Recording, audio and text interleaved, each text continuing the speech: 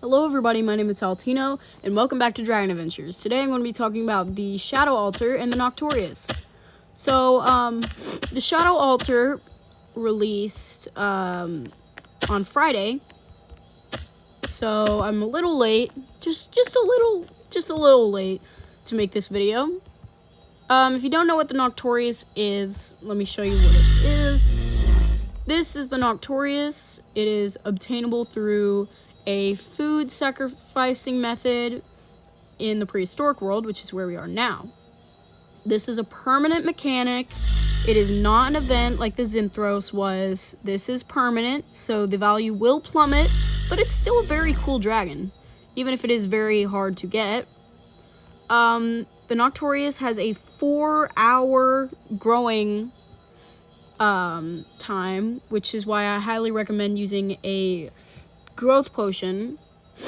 Its speed is very interesting because, as you can see here, at level 2, the speed of the dragon is 42 fly speed, which is almost matching, let's see if we can find, which is almost matched with a Coralina at level 11, which means that this dragon may have a very nice fly speed when it gets to a higher level. So let's go ahead and go into the altar area. I have a sniffly nose today, so that's why you'll hear random sniffles. So, if you don't just run in here and actually kind of take a moment to take in the area, you'll see that there is a path for the Shadow Altar, but also there is this area, which, if you didn't know, this is basically the Soukeyi obtainment area from when the Soukeyi was a mission dragon. As you can see, there was like dirt blocks in here for digging up fossils when the Soukeyi was obtainable from like a mission, when it was a mission dragon. But now it's basically been replaced with sand. But it's still a very interesting thing. As you can see, the area is pretty much preserved, save for the sand. And you'd think this is all there is. Like, okay, you know, that's a nice nod to the Soukeyi, but that's probably it. No, that's actually not the truth. Let me show you the rest of it. So for those of you that didn't know about the Soukeyi mission, that was an area, there was an NPC that would tell you to dig up fossils, and once you had dug up all the fossils from those areas, which was very difficult, it took quite a while to do, this other NPC would challenge you to a race, which was like 3 minutes to fly through this entire area, or the area was actually probably a little bit longer than this. And it had a few traps, I think, with lava. They may not have been traps, but they were like obstacles, and there was lava like, on these pillars right here, which is another change made. So this was probably a conscious decision that the devs made to leave this area in and just put a few changes to it. And then after you completed that sort of time trial thing, once you reach this area within those 3 minutes, you'd come here and you'd have to fight a few mobs, and then it would let you go over here through another time trial sort of thing with, you know, more obstacles and other stuff. And then there was a puzzle around here. There's a couple puzzles that I think they cut from the area where the puzzles were, or maybe the puzzles were just on the path and I forgot where they were. But yeah, there were a few puzzles, and then eventually you'll come to this area. This is basically where I'm pretty sure you either fought a few mobs and then got the ability to like hatch, breed, and got the Soukeyi, or you just literally just got the Soukeyi. But this is like the final checkpoint, final area. But, you know, that's just a very interesting thing I found. that I don't think many people notice. Like, I feel like many people just saw, oh look, it's an area with a bunch of sand and dig site. It's definitely like prehistoric world aesthetic. But it's more than just that. It's basically Dragon Adventure's history that was preserved. Which I find very interesting and worth noting that this was kept in, and it's just so interesting. I'm not sure where I'm being led here. Okay, it's basically a loop. Let's go back through here. The obstacles are very difficult to fly through if we're trying to race through them. Let's go ahead and get through these. If you're wondering why I'm not using the Venids are way too fast for me to use. I very much prefer using Soukeyis. They're much... Did I say Soukeyis? I very much prefer using Sauriums because they are just a little bit slower, but they're very nice to have, and they're just very nice in general. All right, now we found the tunnel. Let's go ahead and find our way all the way back up here. Thank goodness it's daytime in game, because if not, we would have a lot worse of a day trying to get up there. All right, and now let's go ahead and go to the Shadow Altar. So this is a Shadow Altar area. You go through this tunnel, and then you drop down here. And here's the Shadow Altar. It's a very big area, not much to find. I mean, there's a couple, like, resources you can harvest, and a couple of, like, tunnels that you can use to get in and out, so that you don't have to, like, enter the same tunnel. It's just a pretty wide area in general, but there's not really much other than like resources, and it's also a very dark area, so it can be hard to see. I'm just gonna explore a lot of these tunnels real quick because I think it's very interesting, just to get an idea of where all the tunnels go. This one goes into a ravine.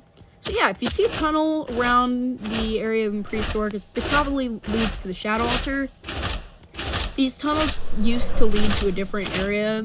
I think it was the same exact area, but now it has the Shadow Altar added into it. So let's land over in the actual area where the Shadow Altar is, and let's stop getting off track. Currently there are no available eggs, but here's basically how it works. You'd sacrifice food to the Shadow Altar, and every week on Friday it will reset and more eggs will be put in. But within that time, if the eggs run out, you'll have to sacrifice, or everyone playing Dragon Adventures will have to sacrifice a certain amount of food in order to spawn 100 eggs. And every single time this is achieved, and every single time it runs out, this goal that you have to reach will raise, and at this point it's been raised a substantial amount. Now the current goal is 2.33 billion sacrificial offerings of food. If you are at 0% when you reach the prehistoric world and just kind of sit around and wait for the egg, it will not spawn for you. You have to get it to 1% first. It is pretty difficult unless you have like a lot of food to get you all the way up here. The max chance you can get is 6%. I'm at 3%, about to get to 4%. Basically, if there is an egg available or some eggs available, there will be a timer right here of 5 minutes, and whenever the timer runs out, it will do a spawn attempt, which means it will try to give you an egg. And if you don't get an egg, this will say spawn attempt failed, and the timer will go back to 5 minutes. But if you do get the egg spawned for you, there will be a chat message, something like, let's say, Cheese. Let's say this person is named Cheese. It will say, Cheese just got a Noctorious spawned for them. And then it would say something along the lines of, go ahead and find your Noctorious egg. If you're wondering where the Noctorious egg is, like if it spawns for you but you don't know where it is not, the egg is not inside the cave. The egg is outside of the caves in the general vicinity of the prehistoric world. When I got mine was on the outer islands, so you'll pretty much have to look all over the place. I don't think there's a list of egg spawn areas compiled yet. If there is, then my mistake, but I don't think there is. There's a leaderboard here for the most food sacrificed, and if you do get on this leaderboard, there's a title you can unlock called Shadow Lord, and it is basically when you finish in the top 10 offerings at the Shadow Altar. I find it to be a very interesting title, very cool looking. I think it would be a nice title to have. I don't think I've seen anybody in a server with this title yet, but it's basically these people at the moment that have obtained it. There are other people, but I haven't seen them yet. So yeah, that's basically it. How to sacrifice food, if you're wondering, you go to the feeder and you type in the amount you want to offer. I don't have anything to offer, but basically type in the amount you want to offer and then you press the offer button and it'll give you a certain amount of points. You can only sacrifice the food that you can grow in farms plus meat and bacon, which you can get from killing mobs. So if you go to Worlds and you get a bunch of other foods and you're like, oh, well, I can sacrifice those too. You can't. You can only sacrifice the food that you can grow on the farm that you have and the food that you can get from killing mobs. So yeah, that's basically a quick rundown of the Noctorious's obtainment method. By the way, just quick few tips. If your device does not do well with a bunch of people in the same server, I do not recommend going into a public server to wait for the Noctorious to hatch or spawn for you, because there will pretty much always be, or at least at this time, a lot of people. Number 2, please don't overprice the Noctorious. The Noctorious's value will plummet, and if you're looking to obtain one but don't have patience, just wait. just wait a little bit for the Noctorious's value to drop. I think it's already dropped to 200k, so it shouldn't really be that difficult. It'll basically just plummet like any other world dragon. The hype price has gone down already. And number 3, what was number 3? If you do get an egg spawned for you, do not leave the game. I haven't tested this yet, because who wants to make a shadow egg despawn for them? That is ridiculous. But my theory here is that if you get a shadow egg spawn for you, and if you leave or get kicked from the game, it will despawn and you will not have it spawn for you. So please, if you are going to wait for the shadow egg, don't do it in a low internet area or in a place with a lot of lag, places with VidReckies and stuff that have a lot of lag. Honestly, I hate VidReckies, just my opinion, but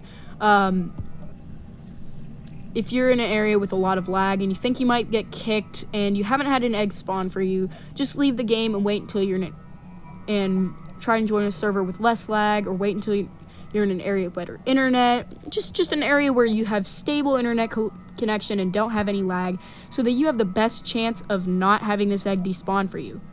Anyway, that's it for today. Have a great day. Subscribe if you want to, and I'll see you later. Bye. Thanks for watching.